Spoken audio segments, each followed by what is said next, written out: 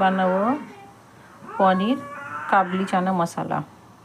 এখানে পানি দিলাম, চায়ের পাতি নিয়েছি,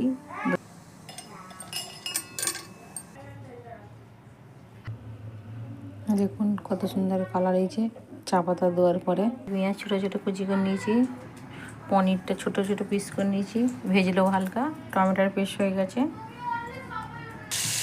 হালকা করে ভাজা হয়ে গেছে আমার। দেখুন কত সুন্দর কালার হয়েছে। পানি গরম নিয়েছি, ময়দা আছে,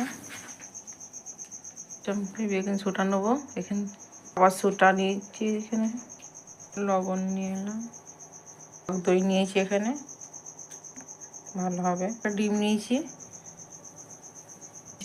চিনি দিয়েছি, এখানে চিনি নিয়ে নেবো ভালো করে।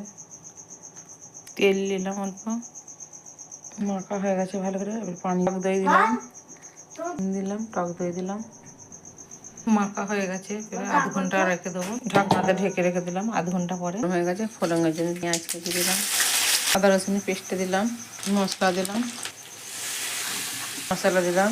কত সুন্দর তেল ছেড়ে গেছে দেখুন। টক দই দিলাম, মশলা থেকে তেল ছেড়ে গেছে। এবারে দিয়ে দেবো চানা দেবো।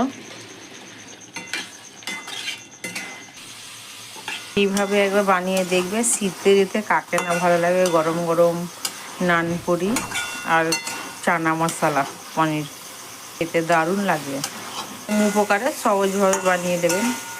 হয়ে গেছে, এবারে পানি দেবো। এবারে আমাদের ঢেকে দিলাম।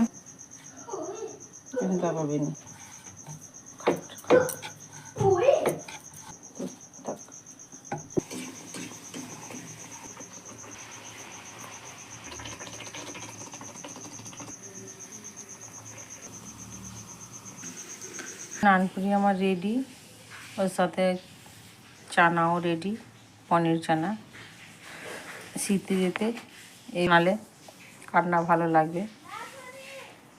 ভালো লাগে কমেন্ট করবেন, লাইক করবেন, সাবস্ক্রাইবটা দাবিয়ে দেবেন। এভাবে পাশে থেকেও সাপোর্ট করলে আবার নতুন নতুন ভিডিও নিয়ে আসবো আবার।